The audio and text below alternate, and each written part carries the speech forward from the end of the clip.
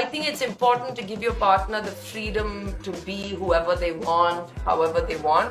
But if that means bonking someone else, I don't think I'm cool with it. It's not me. And I'm very loyal and like I'm very faithful. So I want someone who's like that.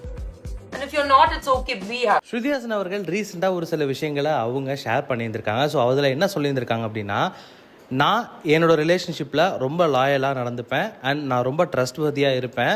எனக்கு பார்ட்னராக வர ஒருத்தரும் வந்து அந்த மாதிரி இருக்கணும் அப்படின்னு தான் நான் ஆசைப்படுவேன். பட் இது வரைக்கும் எனக்கு அப்படிப்பட்ட ஒரு பர்சன் கிடைக்கவே இல்லை. அந்த மாதிரி ஒரு பர்சனுக்காக நான் தேடிக்கிட்டு இருக்கேன். நீங்கள் அந்த மாதிரி ஒரு பர்சனாக இல்லை அப்படின்னா அது எனக்கு எந்த பிரச்சனையும் இல்லை அப்படின்ற மாதிரி ஸ்ருதி ஹாசன் அவர்கள் ரொம்ப ரீசெண்டாக சொல்லவும் செஞ்சுருக்காங்க. கடந்த ஒரு சில வருஷமாக ஸ்ருதி ஹாசன் அவங்களோட பாய் ஃப்ரெண்டான சாந்தனு கூட லிவ் இன் ரிலேஷன்ஷிப்பில் இருந்தாங்க.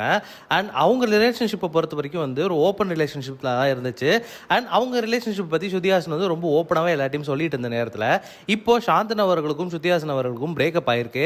அண்ட் இந்த விஷயத்தை வந்து கன்ஃபார்ம் பண்ணுற மாதிரி ஸ்ருதி ஹாசன் அவர்கள் அவங்க 2 பேரும் ஒன்றா எடுத்துக்கிட்ட ஃபோட்டோ வீடியோ எல்லாத்தையும் வந்து அவங்க இன்ஸ்டாகிராம் பேஜ்லையும் டெலிட்டும் பண்ணியிருந்திருக்காங்க.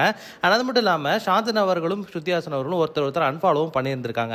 ரொம்ப ரீசெண்டாக ஸ்ருதி ஹாசன் அவர்கள் அவங்க இன்ஸ்டாகிராம் அக்கௌண்ட்டை டீஆக்டிவேட் பண்ணியிருந்தாங்க. ஸோ இப்போ ஸ்ருதி ஹாசன் அவர்கள் அவங்க இன்ஸ்டாகிராம் அக்கௌண்ட்டை மறுபடியும் டீஆக்டிவேட் செஞ்சிருக்காங்க.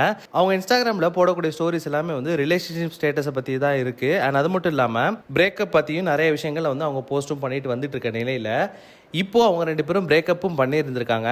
ரொம்ப ரீசெண்டாக ஸ்ருதி ஹாசன் அவர்கள் வந்து இனிமே அப்படின்ற ஒரு பாடலுக்கு அவங்களே மியூசிக் பண்ணி டைரக்டும் பண்ணியிருந்தாங்க. அண்ட் அந்த பாடலோட ரொம்ப ஸ்பெஷாலிட்டியான விஷயம் என்ன அப்படின்னா, லோகேஷ் கனகராஜ் அவர்கள் முறையாக அந்த பாடலில் நடிக்கவும் செஞ்சிருந்தாரு.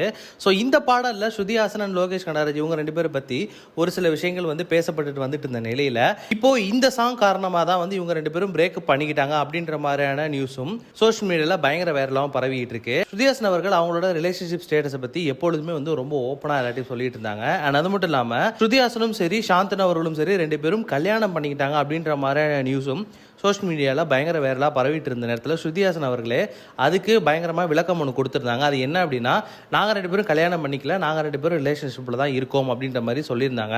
ஸோ இப்போ இவங்க 2 பேரும் பிரேக்கப் பண்ணியிருந்திருக்காங்க. அண்ட் ஸ்ருதி ஹாசன் சைடில் இருந்தும் சரி சாந்தனு அவர்கள் சைடிலும் சரி இதுக்கு இன்னும் ப்ராப்பராக எந்த விதமான விளக்கமும் கொடுக்கப்படலை.